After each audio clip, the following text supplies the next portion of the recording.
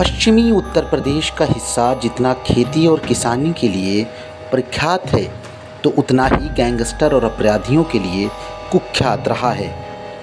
बात चाहे भाटी गैंग की हो या बदन सिंह बद्दू, मुकीम काला की, न जाने कितने अपराधियों के बीच एक ऐसा नाम जराहिम की दुनिया में पनप रहा था, जिसके बारे में किसी को ये अंदाज़ा नहीं था कि ये कोई और नहीं बल्कि संजीव माहेश्वरी का ही नाम था, जो जुर्म की दुनिया में अपना एक अलग ही दबदबा बना रहा था। बात 90 के दशक की है, जब संजीव माहेश्वरी ने अपना खौफ पैदा करना शुरू कर दिया था और फिर धीरे धीरे वो पुलिस और आम जनता के लिए सरदर्द बनता चला गया। आज हम बात पश्चिमी यूपी के कुख्यात अपराधी संजीव माहेश्वरी उर्फ जीवा की कर रहे हैं।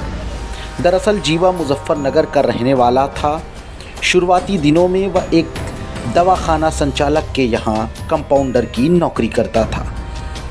इसी नौकरी के दौरान जीवा ने अपने मालिक यानी दवाखाना संचालक को ही अगवा कर लिया था।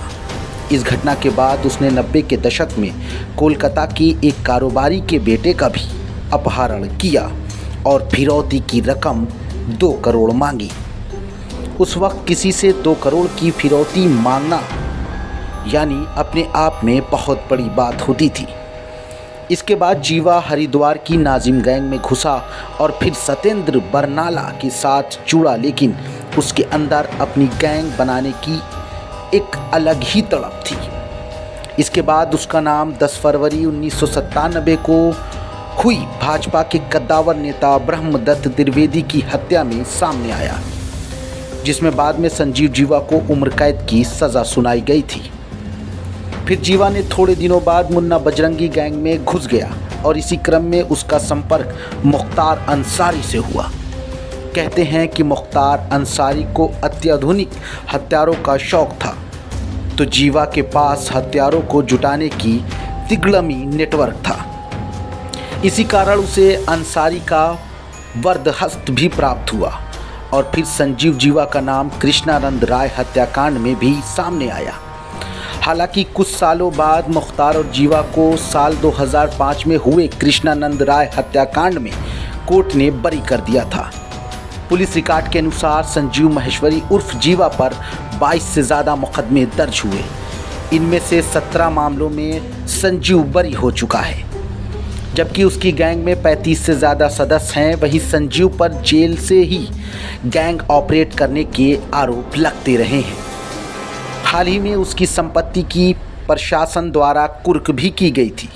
जीवा पर साल 2017 में कारोबारी अमित दीक्षित उर्फ गोल्डी हत्याकांड में भी आरोप लगे थे। इसमें जांच के बाद अदालत ने जीवा समेत 4 आरोपियों को उम्र कैद की सज़ा सुनाई थी।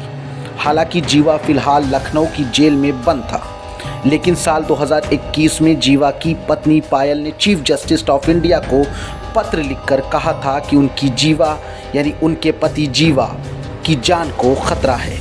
बता दें कि पायल 2017 में राष्ट्रीय लोकदल के टिकट पर विधानसभा चुनाव भी लड़ चुकी हैं और उन्हें हार मिली थी। 7 जून 2023 दिन बुधवार का था। संजीव माहेश्वरी उर्फ जीवा लखनऊ की SC/ST कोर्ट में पेश हुआ, लेकिन शायद जीवा को इस बात का ज़रा सा भी अंदाज़ा नहीं था कि ये पेशी उसकी आखिरी पेशी है। जीवा जैसे ही कोर्ट परिसर के अंदर SC/ST कोर्ट में बैठे जज के सामने पेश होने के लिए अंदर जा ही रहा था कि वकील के भेष में मौजूद बदमाशों ने उस पर ताबड़तोड़ गोलियों से फायरिंग करनी शुरू कर दी और जीवा को मौत के घाट उतार दिया। जिसके बाद लखनऊ समेत पूरे उत्तर प्रदेश में इस कोर्ट परिसर में हुई इस घटना ने दहलासा दिया। इस घटना पर आक्रोशित अधिवक्ताओं ने धरना प्रदर्शन शुरू कर दिया और पुलिस विरोधी नारे शुरू कर दिए।